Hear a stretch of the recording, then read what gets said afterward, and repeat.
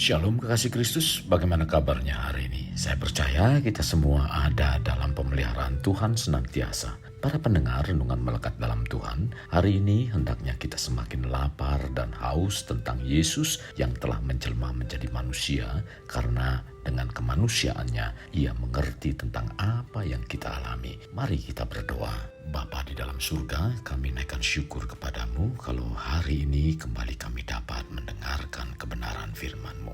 Biarlah Engkau berbicara melalui hamba-Mu agar firman yang disampaikan membawa kami semakin dewasa di dalam Engkau. Dengan demikian kami semakin mengenal Engkau sebagai perantara yang mendamaikan hubungan kami dengan Tuhan yang dahsyat, yang luar biasa. Kami bersyukur Tuhan, lewat penjelmaan-Mu menjadi manusia, kami dapat dibebaskan dari hukuman kekal dan kami dapat kembali menjalin hubungan dengan Engkau Tuhan. Terima kasih Bapa Surgawi, terima kasih lewat Yesus Kristus yang telah Engkau utus menjadi perantara. Kami mengucap syukur Tuhan, dan kami menyiapkan hati untuk diisi dengan kebenaran firman-Mu pada hari ini, sehingga kami semakin mengenal Engkau. Dalam nama Tuhan Yesus kami berdoa, amin. Melekat dalam Tuhan bertema kemanusiaan Yesus menjadi imam besar. Firman Tuhan terdapat dalam Ibrani 4 ayat 14-15. Demikian firman-Nya. Karena kita sekarang mempunyai imam besar agung yang telah melintasi semua langit, yaitu Yesus anak Allah. Baiklah kita teguh berpegang pada pengakuan iman kita. Sebab imam besar yang kita punya bukanlah imam besar yang tidak dapat turut merasakan kelemahan-kelemahan kita. Sebaliknya, sama dengan kita, ia telah dicobai, hanya tidak berbuat dosa. Kekasih Kristus, dalam konteks perjanjian lama, saat umat Tuhan datang ke bait suci untuk mempersembahkan korban sebagai penebusan dosa dalam setiap tahunnya, harus melalui imam.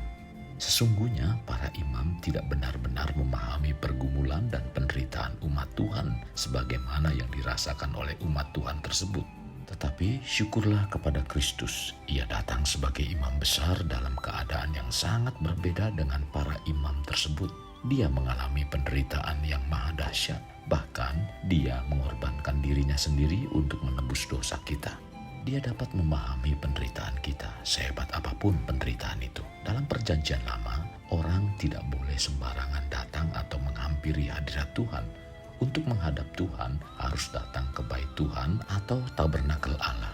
Dan dalam bait Tuhan ada yang disebut ruang suci dan ruang maha suci, di mana ruang tersebut bukan tempat yang dapat dimasuki oleh sembarang orang, karena risiko masuk pada ruang tersebut akan mengalami kematian. Imam besar pun apabila tidak mengikuti peraturan dari Tuhan lalu masuk ke dalam bait suci, ia juga akan mati. Makna yang dapat kita petik adalah kesucian Tuhan tidak boleh dipermainkan. Allah yang menjelma menjadi manusia yang disebut Yesus dan mati untuk kita, maka dengan kematiannya kita memiliki keberanian untuk berdoa. Dan keberanian ini adalah suatu tebusan iman yang telah dilakukan oleh kematian Yesus di kayu salib. Kita menerima kasih karunia dalam pertolongan Tuhan Yesus yang telah menjadi imam besar. Kekasih, imam dalam perjanjian lama tugasnya adalah melayani manusia yang akan berhadapan dengan Allah yang suci. Imam melakukan pelayanan perdamaian, meminta penyertaan Allah dan memberikan korban kepada Allah. Imam juga yang memimpin korban bakaran di ruang maha suci setahun sekali dan setiap hari di pelataran bait suci. Jadi tidak boleh sembarang orang untuk menjadi imam. Imam juga sebelum melayani harus memakai pakaian yang ditetapkan Allah dan mengikuti peraturan yang telah ditetapkan Allah sebagaimana yang telah ditentukan dalam Taurat. Peran imam sangat penting. Imamlah yang mengingatkan umat Allah agar tidak hidup dalam dosa. Kekasih, dosa-dosa kita telah ditebus oleh Yesus sebagai imam besar kita, dan melalui dialah kita dapat berdoa secara langsung kepada Allah Bapa. Patutlah kita untuk mengingat Yesus Kristus sebagai imam besar yang sudah menyelamatkan kita dan akan terus menyertai kita. Kekasih Kristus, mungkin kekasih akan bertanya mengapa Yesus Kristus disebut sebagai imam besar.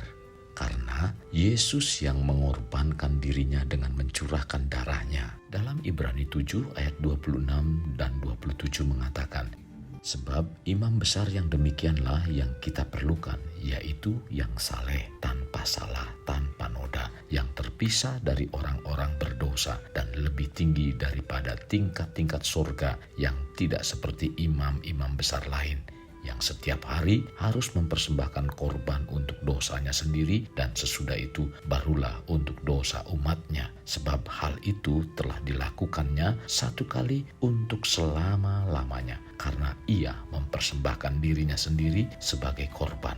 Bangsa Israel melalui kaum Lewi mempersembahkan hewan dan darah hewan kepada Allah. Tetapi Yesus Kristus mempersembahkan dirinya sendiri dengan mencucurkan darah sampai mati di kayu salib.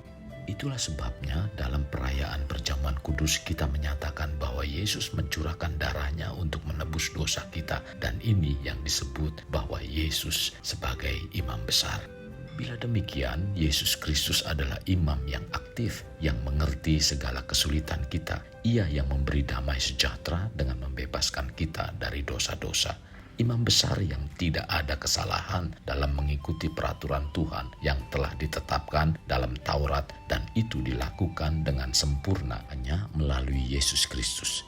Jadi hari ini kita perlu mengerti, kita memiliki imam besar yang duduk di sebelah kanan Allah guna kepentingan kita. Imam besar mewakili kita di hadapan Allah.